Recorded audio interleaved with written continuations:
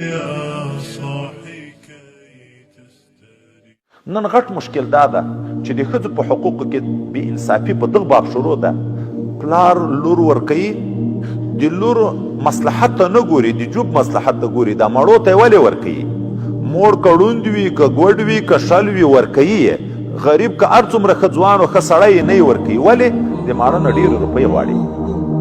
دغه ډېرې روپۍ لکه مال یو تجارت یې تر جوړ کړی. لور واده که په سړي باندې روپۍ په جوب کې کېږده، بیا د ښځې ټول عمر غریبي برباد وي.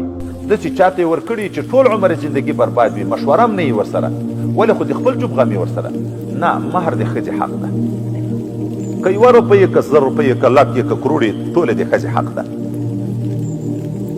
لکن یو بله خبره ته چې د موږ پام وي، په نن سبا دستور د موږ کې دغه ښځه ده په 3 لکه یې ورکړه، بیا دا پلار کور ورته کي، کور ورته کي ښځې ته. دغه کور د دې مهر ده. دا خو روپۍ خو ټولې پلار ونه خوړې، دې ته یې کور په وکړو، دغه د دې مهر ده. خو په دغه کې بیا په کار وایده ده چې د دې په مشوره شی ورته واخلې. پوهې کې په دغه مسله باندې چې لور یې په 3 لکه روپۍ مې ته واده کړې، دغه 3 لکه روپۍ د تا حق ده. اوس روپۍ غواړې درې کم، که په دغه کې ګېڼې غواړې چې درته ویې کم، کالي غواړې چې درته ویې کم، بستر و پالنګ غواړې چې درته ویې کم، د دې په خوښه چې دا شی وکړي پوره حق ورکړی شو، دا بیا ظلم نه بلل کېږي. ځکه د دې مهر ده، دغه شی د دې په مهر کې ورکړی شو. خو بل تاوان بیا دا ده چې دغه ښځې ته دغه شی ورکړي، پلار یې ورکړي چې یوسي د خسر کور ته 800 روپۍ چې ورپاتې شوې هغه پلار تر وخوړې.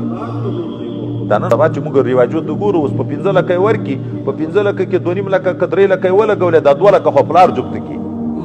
هلته چې د خسر کره یوسي، د خسر والا بیا یو 2 بسترې دې ته ورپرېږدي، نور سامان ته یوسي چې دا خو د ناوې سامان بیا د خسرګنۍ په اختیار کې شي. هغه بیا مېلمنو ته کېږدي یا بل چېش ته کېږدي. نه، دا خو د دې مهر ده. دواړه طرفه ښځه غریبه سوځل کېږي. 100 روپۍ پلار په جوب کې کېږدي، چې کوم سامان یې ورکړی هغه ښې بسترې، ښې کمبلې، ښه شیان، هغه بیا خسرګنۍ ته یوسي. نه، دغه د دې حق ده چې دې ته ورکړی شو. که کله بېلتون د ورونو په منځ کې راتلو، ورونه ګډ ورونه دي، دغه واده کړی ده، د ده واده ناوې ته چې پلارګنۍ څومره کور کړی، بل واده کړی دی، هغه پلارګنۍ خپلې لور ته څومره کور کړی، اگر که